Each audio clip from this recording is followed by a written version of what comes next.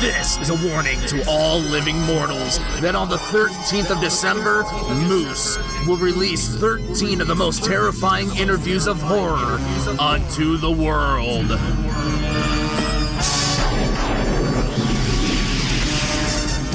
That's right, 13 brand new episodes in the month of December, leading up to our season premiere. And until then, Horror Hounds, mash on.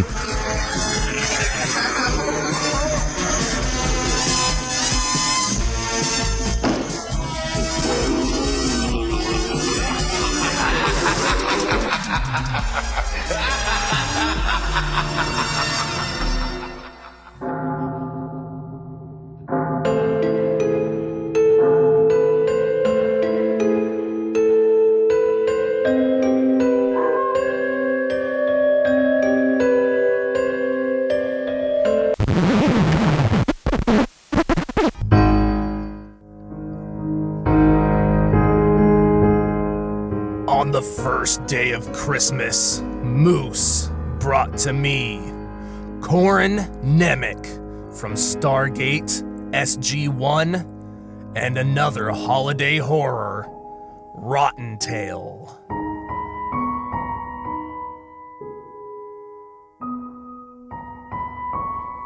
Welcome, Horror Hounds. This is Moose's Monster Mash, and I'm your host, Moose.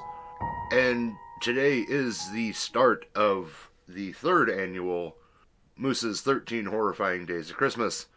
And I couldn't think of anyone better to kick us off than someone who's been, he's been a serial killer, he's traveled through space.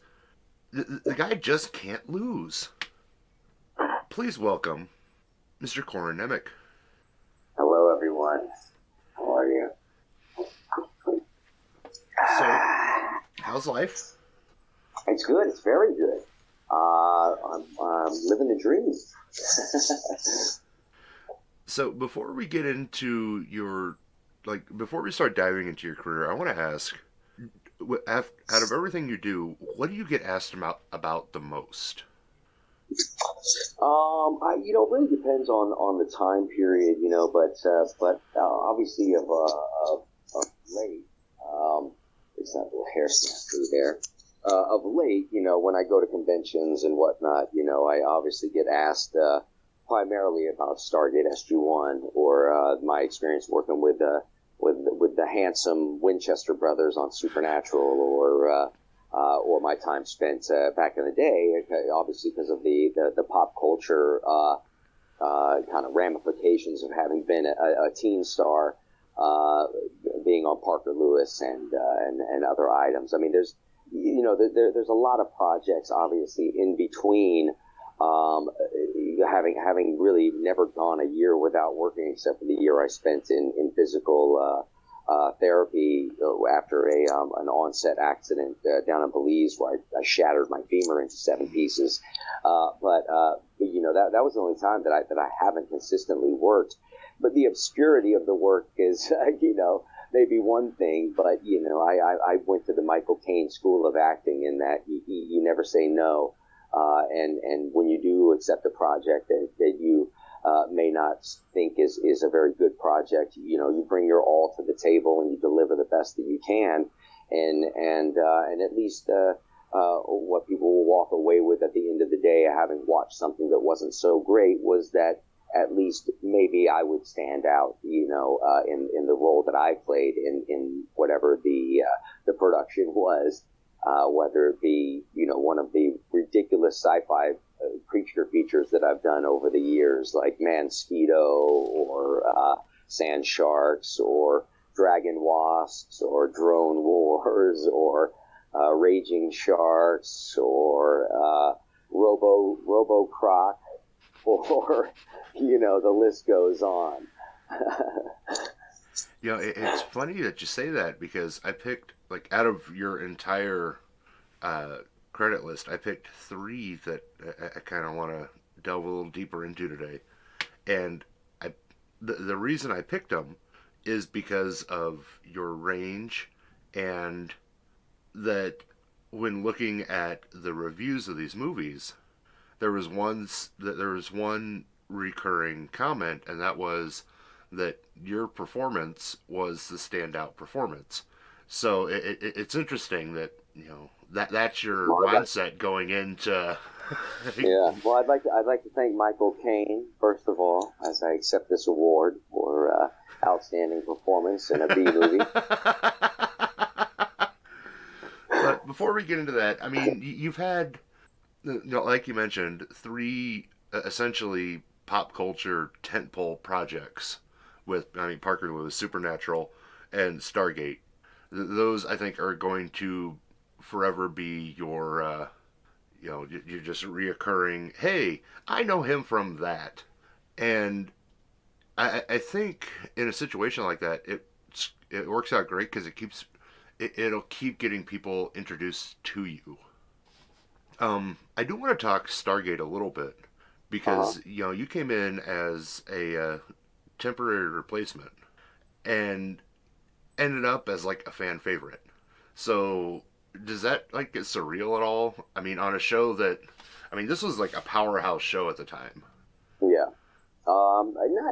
Not really. I mean, for me, the coming in afterwards, oddly enough, we started shooting that just really before the internet kind of came into play. They were still receiving actual fan mail at the PR department of Stargate there, physical letters. And in the lead up to my being cast to replace Daniel Jackson's character, well, there was no bad blood when he left the show. He chose to go on and do some other things before being brought back. But unfortunately, at that time, obviously he had a huge fan base, and they received, before any episode ever even aired for Stargate when it changed over to Sci-Fi Channel, they received box loads of mail, very upset about Daniel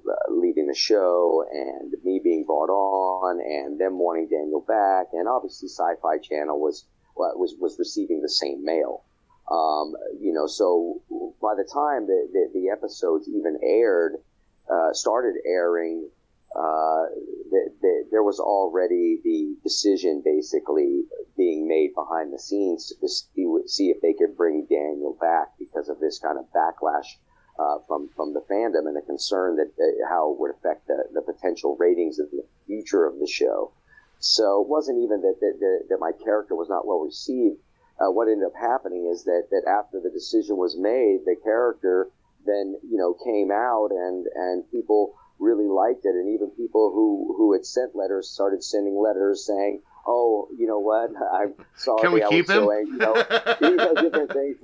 So, I mean, I think that there was, because of that sort of that lag, that communication lag for that time period of the early 2000s, where the internet hadn't quite caught up yet. There wasn't a really a direct reference from the fandom out there, because obviously the people who found out that I was coming on to the show, who maybe had never watched Stargate on Showtime, were very excited about it. But they're not so excited they're going to write a letter to MGM or Sci-Fi Channel about it. Only the most hardened, ardent fans of the show over the previous 5 seasons were going to go to such extreme measures as actually sitting down and writing handwriting a letter, and going to the post office and buying stamps, unless they have a drawer full of stamps there at the house for this very reason, ready to go. So it is unfortunate how that all played out, because the character was a lot of fun to do. I would have loved to have played with that character and played in that world a lot more than was offered by the production. But I can also see why, once you go through with a decision like that, you kind of got to stick to it. I mean, they could have come back and reintroduced my character here and there and whatnot, but I think at that point, once you close a door on something, on a series that big and everything, I think you kind of have to just keep rolling with the punches until you get to the end. Oh yeah, and I mean, as a fan of the show, it was almost like a breath of fresh air when your character came in, and you know, and I don't say that as like, oh, everyone was getting boring. It was just, I mean, at this point, you'd gotten used to the entire cast, so here comes Jonas Quinn, shakes things up a little bit, and you have this like look at everything. Yeah, you have this like starry-eyed traveler who is getting to see the universe for the first time. It was almost like the fans were getting to be in the show, because that was almost how the fans look at the show. I mean, each episode was a new adventure, and just there was that like innate excitement each time. Yeah, and the fans like snacking too. Yeah. And it is funny that it is funny that you brought up the essentially letter writing campaign. We're 20 plus years removed from that, and it's weird to see just how much everything has changed. You used to have to sit down, write a letter, put it in an envelope, put a stamp on it, mail it off, just to get your complaint heard. Now, you could fire it off in under 3 seconds with a character limit. And it's just like all you need is a sad face emoji. Yeah. And, whatever. You don't even have to write a letter. You don't even have to write words anymore. It's mind blowing just where everything's transformed in the last 20 years. Yeah. I think at the same time, it's interesting to see how quickly that narratives can shift as well. So if the same kind of thing were happening, if like on Stargate, for instance, if the same transition from me coming on the show versus Michael Shanks and all of that, and if all of that was happening real time on in the Twitterverse and on whatever other medium that there is, if all of that was kind of simultaneously occurring, that there would be a far more kind of balanced look at, what was the fandom really thinking about this, because like I said, only the most ardent hardcore supporters are writing letters. I mean, obviously they got enough letters, but he was absolutely one of the most revered and adored characters on the show. So I wasn't, even though it was a little bit of a gut punch, I understood. It wasn't like I couldn't look at it as from a producer's point of view and see the logical sense in bringing the original team back together. It makes perfect sense to do something like that, Well, and I mean, from like a producer standpoint, from looking at it from like the fan standpoint, it's anytime you have a chance to reconnect the originals, you take that route. I mean, it's the same in music. It's just across the board. Yeah, absolutely. Normally, I'd ask how you get how you got started in the business, but your family is in the business. I mean, you were almost destined to be in the film industry on some level. Yeah, I think probably destined more like to be in the arts and entertainment business in some level. The acting thing really came about because of the movie The Goonies. Now, my father was assistant art director on The Goonies and was in charge of designing the pirate ship and the interior of the cave, and then a bunch of other. So the most iconic shots from the movie, no big deal. But he Joseph Nemec III is his name, but. Whether he worked on the film or not, I didn't get to visit set or anything while they were in production on that. Me and my sister generally, I was living in Atlanta, Georgia, up until the mid 80s, of having been born in Arkansas and then moved to Atlanta. So my mom could pursue a career as a graphic designer in the music business. So she had gone from working graphic design at like Home Depot and places like that for their advertising department, and then finally got into doing graphic design for a big promotional company called Standing Room Only in the 70s and in early 80s, doing poster design for all of the rock bands they brought in. And these guys were doing the biggest of the biggest shows, Joan Jett, Hall & Oates, Jay Giles Band, Lynyrd Skynyrd, Prince, the biggest shows they were the promoters for. So I grew up going to all these rock concerts and going backstage and meeting all these rockers and everything on my mom's side. And it was cool that she was doing this, the posters that they would go and staple around all over town and everything like that, or the posters that you'd see in the local magazines in Georgia and surrounding areas and all that. She was designing all of those. So that was really cool. And then she ended up transferring over from their design department to working for the Fox Theater in Atlanta, which is owned by the Niederlander family, and started doing poster design for plays and musicals. And then over time, she put in for a transfer out to the Pantages Theater in Hollywood.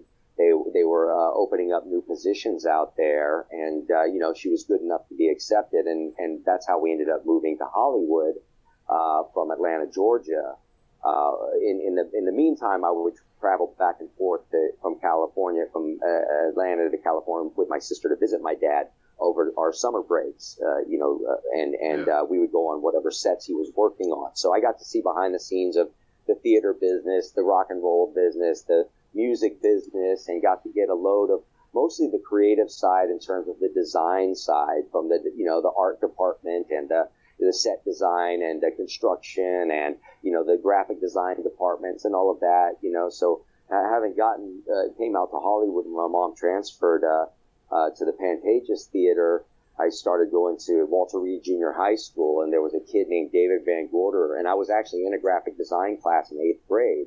A guy named Mr. Mendez was our teacher there, and it was a great graphic design class. It was amazing that they even offered it at an 8th grade level in junior high out in California. But the arts programs at that time period in the I don't know how they are now, but the arts programs in the 80s and early 90s in the LA County school systems were really, really great. I mean, I was, and they still had machine shop and, all of that. You could go learn how to fix cars. You could do all the fun ones. Wood shop. Yeah, they had wood shop. They had an electrician's class. They had, all of the trade type stuff, which was great.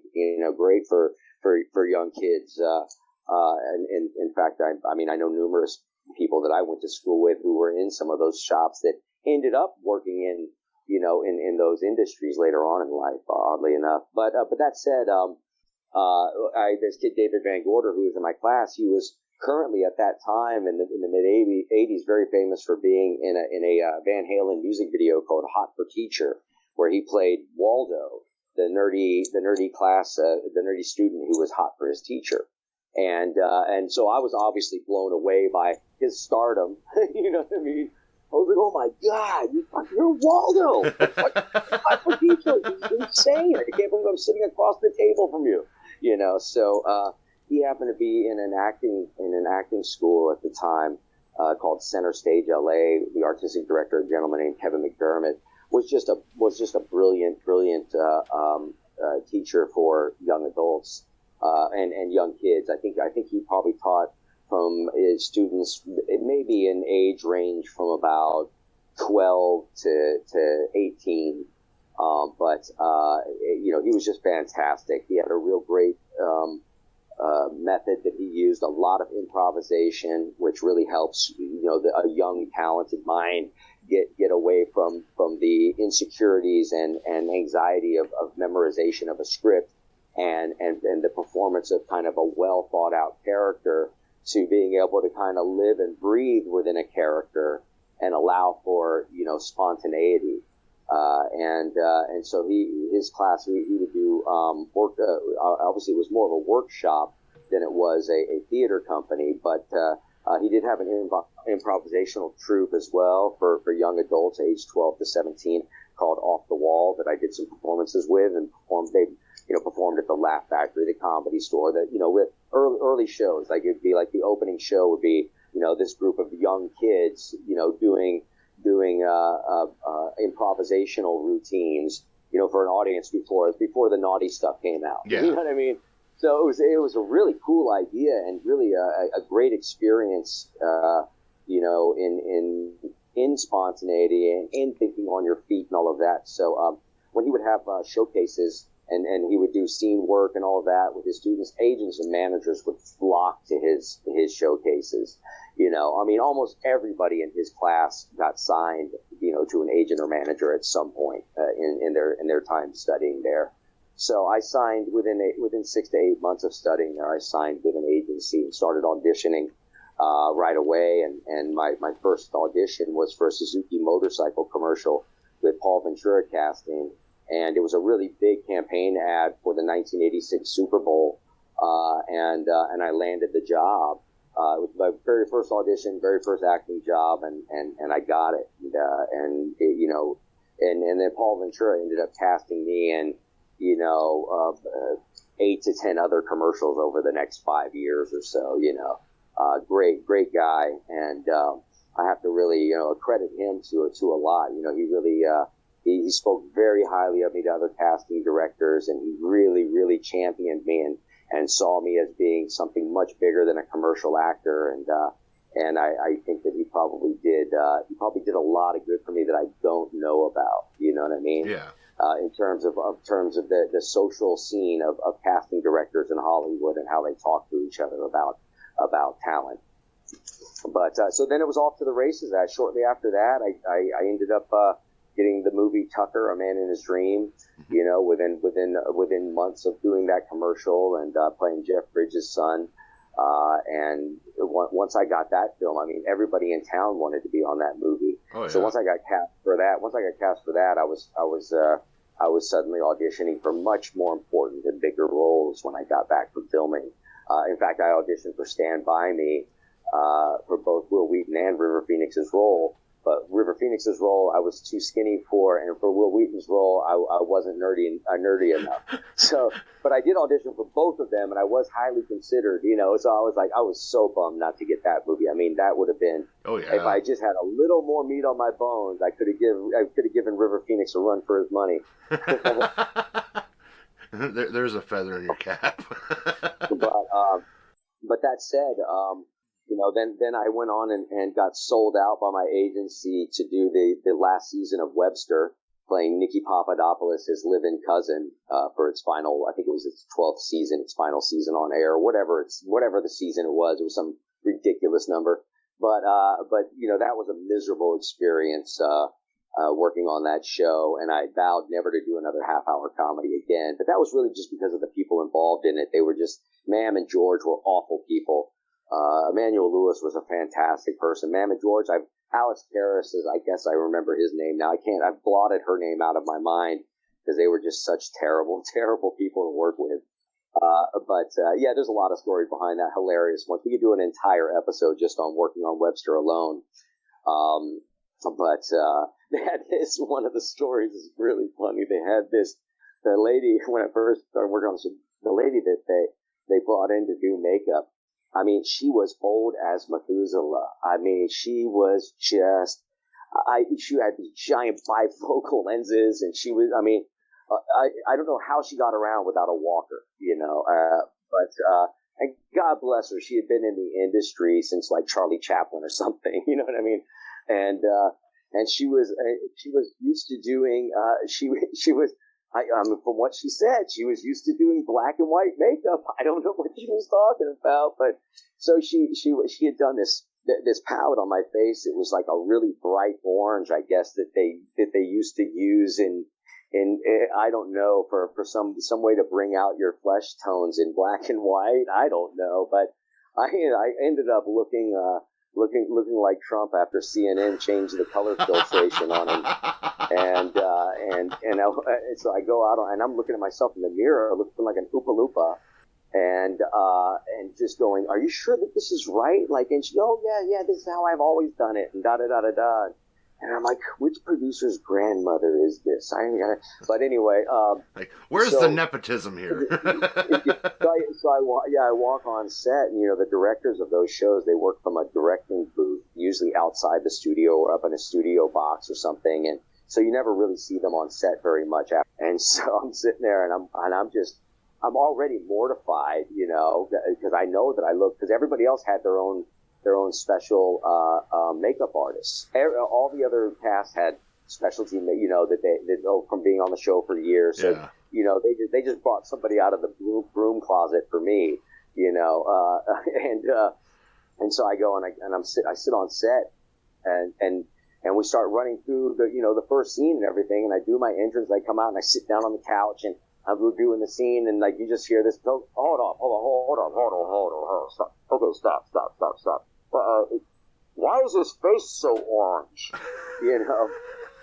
From the voice of God and everything, and I'm like, I told you, I knew it was too orange, and it just, and it's just like it just led to like me being the, sort of like again coming new onto a show, being a new character introduced, and all of this stuff. I'm already like, on pins and needles as it is, and then here I thought they were going to be filming me and putting this out on network television with an orange face.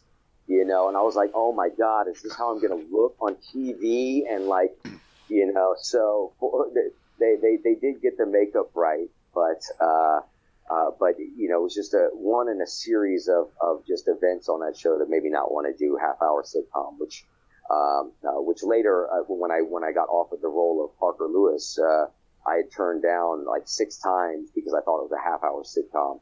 And they explained to me that it was going to be shot like 3 O'Clock High, which was one of my favorite movies in the late 80s. I thought it was a brilliant film with Casey Shamasco, a bully's going to beat a guy up at the end of the day film.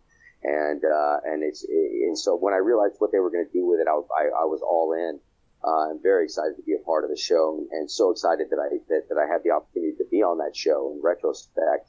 But I really only got that show. Previous to that, I had done, after Webster thankfully got canceled, I Know My First Name is Steven, which was a very heavy dramatic miniseries, playing a child who was kidnapped and escaped, 7 years later, and had to readjust to life, having been an abused and kidnapped child for years, readjusted life in the normal world.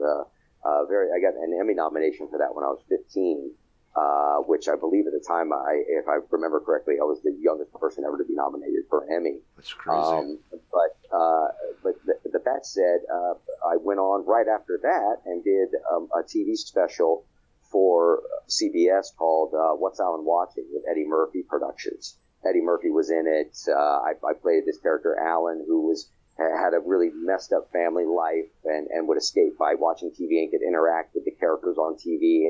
And all the TV shows I was watching were like Saturday Night Live skits, They had Gandhi on Ice and James Brown, the musical from prison, and all of these crazy stories, And so obviously Eddie Murphy was playing these different characters. My parents were Barbara Barry and Peter Michael Getz.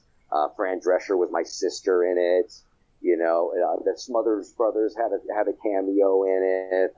The cameos were crazy. I can't even remember all the cameos that were in it, but it was a really great show. And at the time, that was at CBS, and at the time, Clyde Phillips was over at CBS. He had been the showrunner and creator of Houston Nights for CBS, and been assigned to create a half-hour teenage sitcom series for them. And had developed Parker Lewis after having seen What's Alan Watching, which was at CBS, had me in mind for the character ever since then, unbeknownst to me.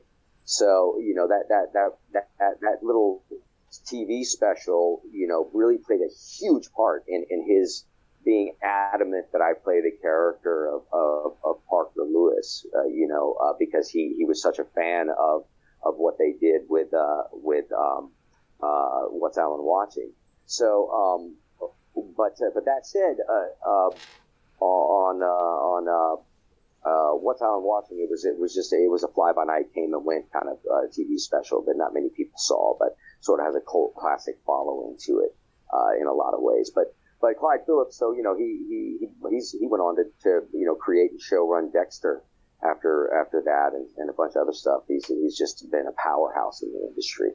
But so him and Lon Diamond, who we brought on to do the show with him, they got the show got passed on by CBS, so they retained the rights to it and took it over to Fox a couple of years later. So the show itself was actually created before Ferris Bueller ever came out. But I think the success of Ferris Bueller is what reignited an interest in this show that they had kind of created previous to that. So a lot of people think that Parker Lewis was sort of an advent of Ferris Bueller, but in reality, it was dreamt up before Ferris Bueller. But the fact that Ferris Bueller was such a huge success likely led to Fox's interest in greenlighting it and pushing it forward.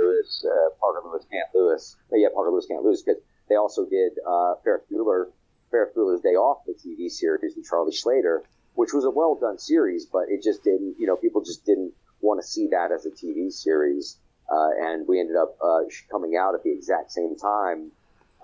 The same year and everything on competing networks, and we got picked up, and they were canceled after 13 episodes. So that was like a really big deal for us at the time that we beat Ferris Bueller.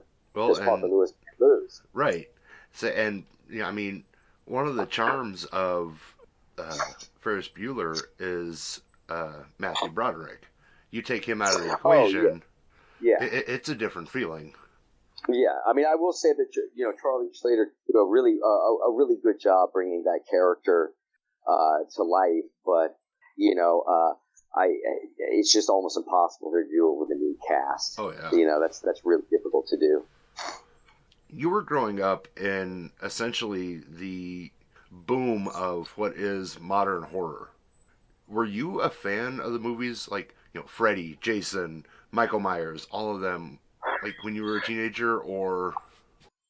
No, in all honesty, the horror films were just kind of cringy to me. Not in a cringy in a way where like, oh, that's so cheesy or whatever. It's just I just don't like the experience of a horror movie. I don't really like what it does, what the feelings that it provokes and all of that. It's not really that enjoyable to me. I love suspense and thrillers, movies like Shattered.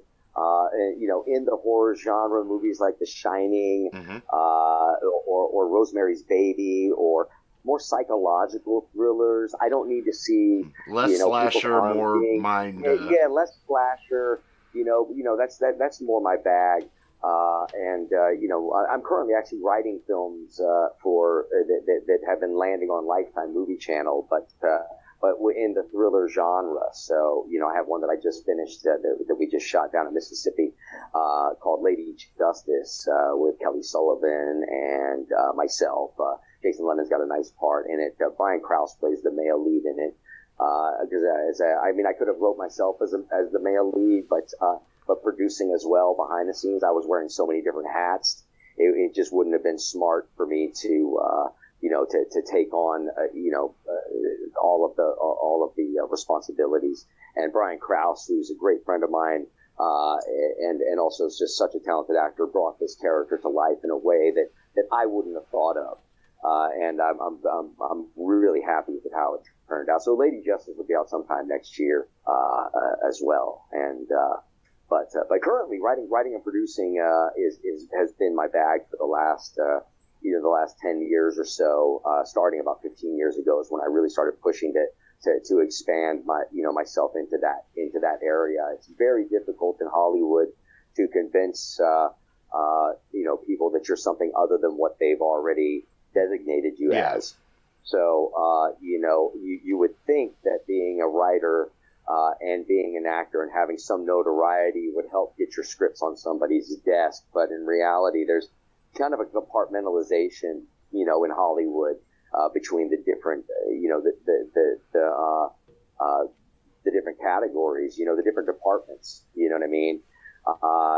You would, like, let's say, your best boy on your grip department, is on set and they're casting for one of the characters next week. And he goes up and he goes, "Hey man, I know I'm just best boy and everything, but you should really let me audition for that role. I think I'd be great for it."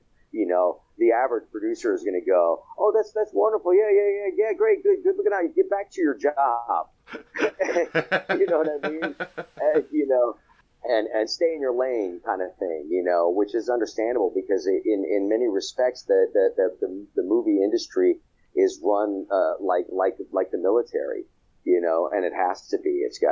There's such a regimen that it has to be lived up to when it comes to producing a successful movie from beginning to end without running into too many obstacles that could potentially throw your project off budget or completely end its production. You know what I mean? Oh yeah, and it's looking at the span of your career. We go from this little orange-faced kid on the couch to, where I kind of want to start talking. And you play two of America's most prolific serial killers, Ted Bundy and Richard Speck. Richard Speck, Jesus. And it's funny, I know the name. I can't believe I screwed that up. Just think of Dick Speck. Yeah, it's right Dick there. Speck. And little Dick Speck. watching the films, and this is where I mentioned earlier your range. It's such a departure from what you're used to seeing. The roles you're used to seeing you pick up. And I wanted to ask you, having played those roles, like, what kind of headspace does it take to get into, like, tapping into those roles? Because those aren't good people. I mean, no, yeah, exactly. I mean, in all honesty, my job as an actor is to hopefully create a believable character, and within the context of the storyline, and breathe that character into existence, within the scene work, and the rest, I really, I have to disengage from in terms of my personal point of view and such, because if I concerned myself with my point of view on these guys, I wouldn't have taken the roles, because they're disgusting, vile humans, and I don't think that these kind of characters should be idolized in our pop culture, versus great people like John Lennon or Bob Marley, or even people on the more obscure side, like why aren't we bringing up like an Aldous Huxley or hell, Manly P. Hall or some other kind of more interesting character archetypes from our history that have a lot more to offer than mass murderers. But that said, as a character, as an actor, to develop and create a character that is of that ilk, is a fascinating psychological journey. And for me, playing the role of Richard Speck was far easier, and far more oddly enjoyable, from an acting standpoint, creating some of those scenes, because the character was you could say medically insane. I mean, the guy was literally a lunatic. Oh yeah. And they didn't really address it, but he was a speed freak. He was hopped up on reds all the time. Mm-hmm. He was an alcoholic. He had, and he was insane. So, it was a combination that just was ripe for a terrible outcome at some point down the road. But the character itself was easier for me to embrace because he was insane. Whereas with Ted Bundy, all I kept finding in him was more and more calculative sanity, and that he was so much more aware and conniving and understanding of his actions, whereas Richard Speck did all of this in one night, in one night of insanity, of peaked insanity, because he was living in insanity every day, and it finally peaked in that one night, and it was a horrifying night that it was. Whereas Ted Bundy stretched this whole insanity out over years and years and years. You just can't do that if you're that crazy.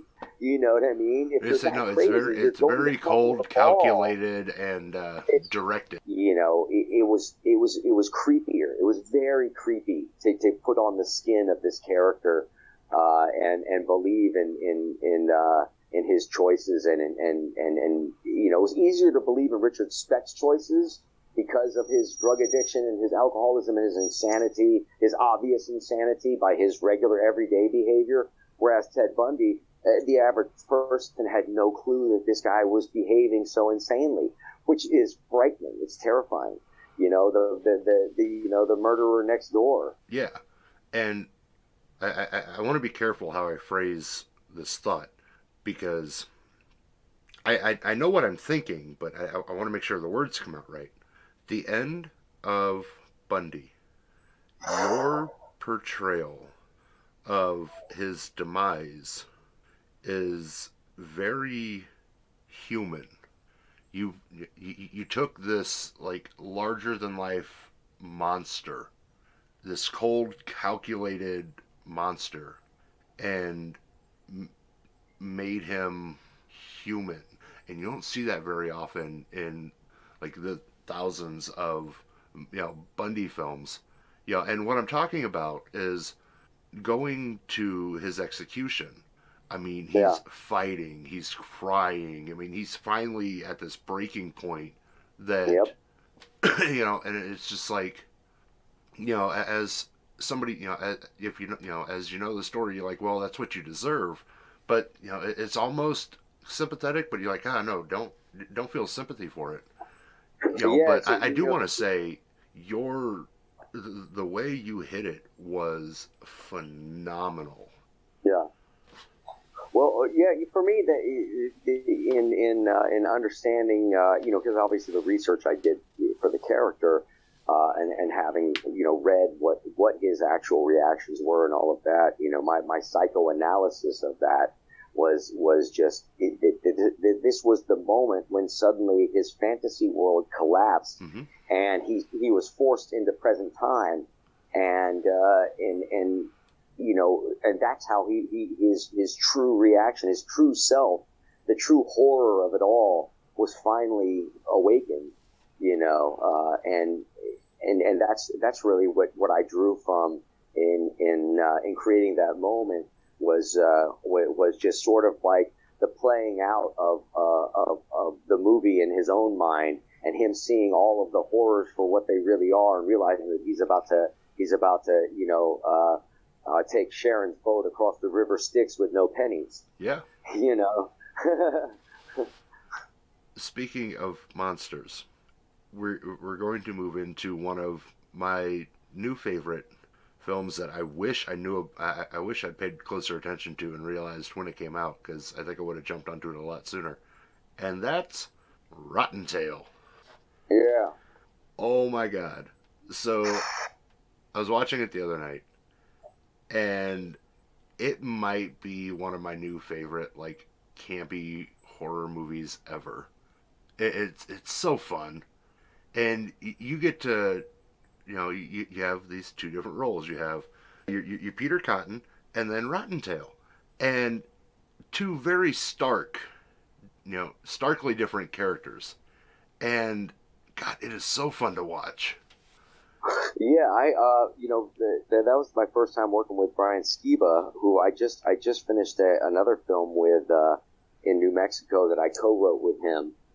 Called Dead Man's Hand, that's based on a graphic novel by Source Point Press as well, who also published Rottentail, which came out in the late 90s and was one of their kind of like sleeper cult hits for their independent publishing house. And they have some great comics. I mean, they have a really great catalog of comics, Source Point Press. There's some great guys over there. The Minor Brothers did the Dead Man's Hand series, which there's 3 of them. So I imagine if the success of this one, which we have Stephen Dorff, Cole Hauser, and Jack Kilmer, the son of Val Kilmer, they're starring as the 3 lead males in it. And obviously it's a masculine-driven piece. Not that it has to be, being a Western, but in this case it just happens to be more of a masculine-driven storyline. But that said, it's a great cast, a great story, and it was great to come back with Steve again. It's about the 5th film I've done with him. several that I've written as well in the past that he directed. But on Rottentail, the opportunity to kind of do this, I looked at it as being kind of like The Fly. This character sort of goes through this slow not as slow and methodical of a transition as was portrayed in The Fly, but this great sort of transition where it doesn't happen all at once, that this character just suddenly metamorphs into his alter ego, but that it happens over a period of days, and it gave a great opportunity for the unconscious sort of shift to happen as Rottentail was taking over Peter Cotton's mind, and then eventually both mind and body, and then becoming this Rottentail character who I really didn't get the character down until the teeth were made. Once the teeth were made and I was able to put the teeth in and find the voice and all of that, the character really came to life. As this really sort of humorously narcissistic, browbeaten bully hater, that finally gets to seek revenge and possibly go after the woman of his dreams. It was very amusing. I actually I had submitted it, but they were talking about possibly doing another short or something of Rottentail, and I actually wrote a follow up to it about what happens when he's on his way to Easter Falls and he's stuck in the desert for the night. When he's on his scooter and he runs out of gas. So I wrote a whole little story that takes place just in that little tiny, kind of 16-hour period before he finds himself in Easter Falls, which is pretty funny. But that said, Brian Steve did a bang-up job. Unknown to anybody, our set for the Adobe Church, the old Adobe Church, was washed away in a flash flood several days before filming, and they ended up having to construct from whatever was left over, whatever they could find, anything. They had to put together that set that we ended up shooting in, which was really unfortunate because they had spent quite a bit of money from the budget on the original set, which was much better than that one. But with some trick lighting and some sneaky photography by Steve and his DP, they were able to hide some of the poor quality of that particular set. Well, I think it also, in a situation like that kind of works for the story, because, it's a story about saving that church or demolishing that church, depending on where the story goes. So it should be in this like right in the middle of this like dilapidation, almost solid but not quite too solid state, if that makes sense. Yeah, totally. I did want to ask, where did Rottentail's voice come from? The voice? Yeah. Yeah. That's well. Again, I really once I got the teeth in and finding the difficulty in talking with the teeth in, because it was cumbersome to talk, around the teeth, and so the more guttural and the more I spoke from the back of my mouth, the easier it was for the inflection of the dialogue to come through, and because it was talking regular, it was really sloppy and slurry and because of those damn teeth. So I had to really bring it, I can't even do it now, but I had to really bring it way down, in order to be understood. And even then, we had to redo takes because you just couldn't understand what the hell I was saying. Oh yeah. Well, and like when people have asked me over the last couple of days, how I would describe the movie, the voice tripped something in my mind, and I've been describing it as Beetlejuice as a rabbit goes on a killing spree. Because the voice was very reminiscent of Keaton as Beetlejuice. And a lot of the mannerisms of Rottentail were about the same, it was almost like the honk honk, that kind of stuff. Yeah, exactly. I guess you could say in a way that may have been somewhat of a subliminal inspiration, because Beetlejuice and Michael Keaton's performance as Beetlejuice by far has been one of my favorite performances in a horror comedy, which I think is a slept-on genre. I think that a lot of the horror comedies are just tasteless. You know, they just go for the meatballs and up the creek humor. You know, which to me is just not well thought out and not smart. You know, I think that there's better ways of doing it. And Beetlejuice, you know, Tim Burton, obviously, you can't go wrong, but Beetlejuice as a film, in terms of how it was written, the comedy in it is just so well constructed, and the beats and moments that lead up to the punchlines, that lead up to the physical comedy and everything else, are just so well thought out and smart. You know, it does set the ladder high, but I think that all horror comedies should shoot as high as they can. You know, that's just my personal opinion. You know, I'm just not as amused by the toilet, you know, the frat boy humor. The super low hanging fruit. Yeah, the super low hanging fruit. Yeah. I think you can always reach higher. Oh yeah. Before we wrap this up, if you could pick any role to play, what would it be? You know, I've been asked that question a lot over the years, and it's just, you just never know. At least I don't know as an actor what role I'm going to love most before I'm on set in the creative process of bringing that character to life. It's just very difficult to tell. You know, one character, you know, I may think it might be fun, you know, to play the role and find out that it's, you know, it's not a good time at all, or whatever, or vice versa. You know, I didn't realize how, you know, because I enjoyed playing Richard Speck so much, I assumed that I might have a similar experience with playing Ted Bundy, only to find out within 3 days of playing that character, I loathed, you know, the feeling I had at the end of every day, you know. So it's really hard to tell. It's more genre oriented, you know. Recently, I'm getting to do some westerns, which has always been one of my favorite genres, with Dead Man's Hand. You know, the Brian Skiba directed film I was just talking about, Source Point Press graphic novel. But and then I'm about to star in another one. I leave in 3 days actually for California to start shooting The Place of Bones with Tom Holland and Heather Graham, which is going to be a really heavy kind of. I mean, it's kind of a thriller in some respects, but there's a lot of stress and tension to it, you know, and it has a twist at the end, which I will not reveal, that just is so unexpected and so out there. It just throws you for such a loop. It's you know, it's as good as you know, M. Night Shyamalan's first movie, the one with Bruce Willis. Sixth Sense. Sixth Sense, yeah. It's got one of those kind of twists to it, or Memento, you know what I mean? Where suddenly you get to a certain point late in the movie where you suddenly go, oh, wait a minute, that's what's been going on this whole time.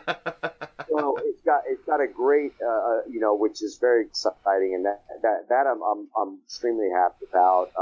I got another really cool film in the horror genre called Half Dead Fred, which is about a medium detective. It's more of a film noir with some nice sting and thriller beats and all of that, about a